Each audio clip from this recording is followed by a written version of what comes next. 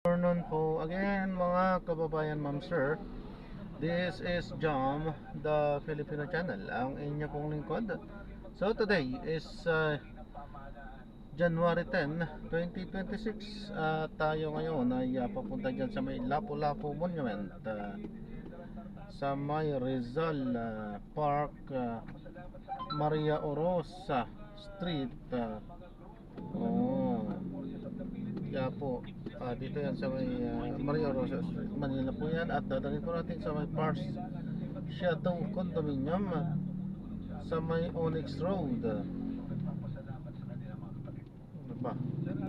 Bakit written in Chinese to? Ano to? Sanjokang. Okay, so magbabalik po tayo mamaya unti po pag nakuha na po natin sila. Disclaimer lamang po, ang content po natin ay kalsada at hindi ang passenger. Kaya nga naman, sakasakali man po na may marinig kayo, mga pangalan ng lugar, pangalan ng tao, pangalan ng organization sa government o private man yan, ay wala pong kinalaman ng channel nito. At wala pong pinapatungkulan. Lahat po ng pinag-uusapan dito ay pawang dito lamang po yan sa loob. At wala pong pinapatungkulan sa labas. Okay po, magbabalik po tayo mamayang unti pag nakuha na po natin sila. At yan, samantala makinig tayo ng mga nagbabagang balita at mga talakayan habang tayo ay papunta doon sa ating pick-up area. Bakit ganun? Hindi tayo makapag-message.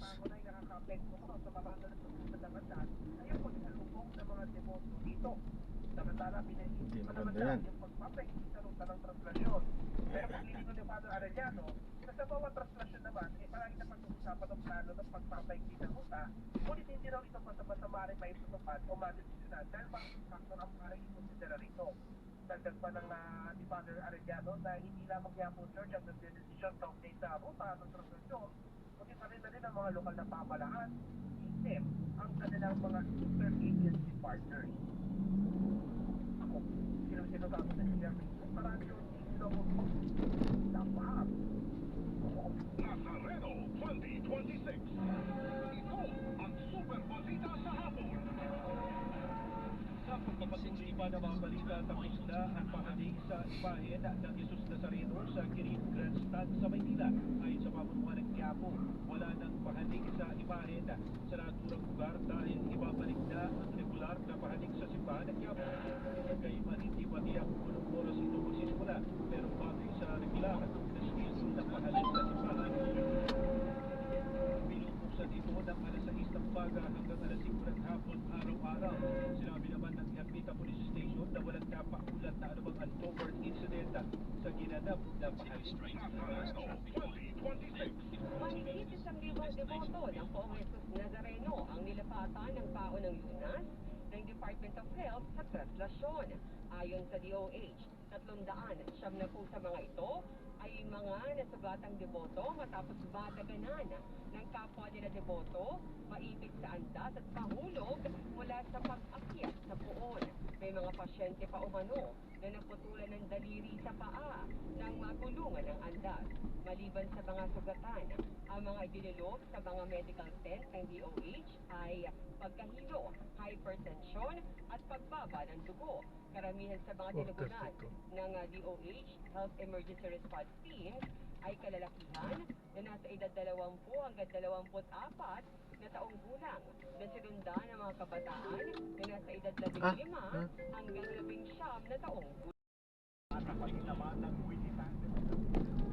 Ikalado ang mga iniisyu ng bayad sa naman ng clearing at cleanup operations ng Metropolitan Manila Development Authority o MMDA at ng Manila Local Government Unit habang balik na ang network signal sa lungsod ng Maynila. Kaugnay niyan, umabot sa higit ang 9.64 milyong mga deboto ang nakilahok sa traslasyon ng Pista ng Jesus Nazareno ngayong taon. Ayon sa Quiapo Command o Quiapo Church Command Post, mas marami ito kumpara sa 8.12 milyon na dumagsa noong 2025. Samantala, ngayon ang pinakamatagal na traslasyon umabot na ng 3 oras at 50 minuto. Balita. Tinapos na ang pahaling sa Poong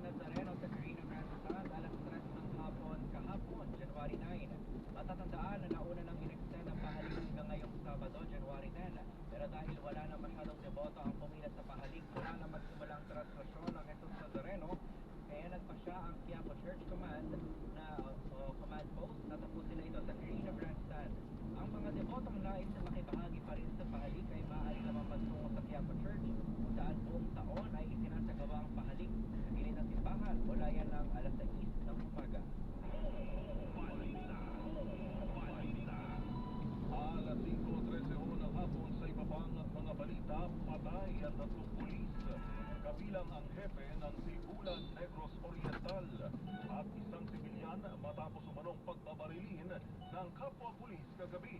Inilala ang mga biktima na sina Police Captain Jose Sima Franca, hepe ng Sibulan Police, Police Senior Master Sergeant Tristan Chua at Patrolman Ray Albert Temblor. Ayon sa Police Regional Office Negros Island Region, nagiinuman ang 6 na pulis sa loob ng istasyon dahil kaarawan ng kanilang hepe bago tumungo sa isang bar sa barangay Tugtugon. Sa isang bar, binaril umano ng sospek na si Police Staff Sergeant Bonifacio Saicon ng isang babae na kanila umanong itinable na kinilalang si Sheila Tinaunaw.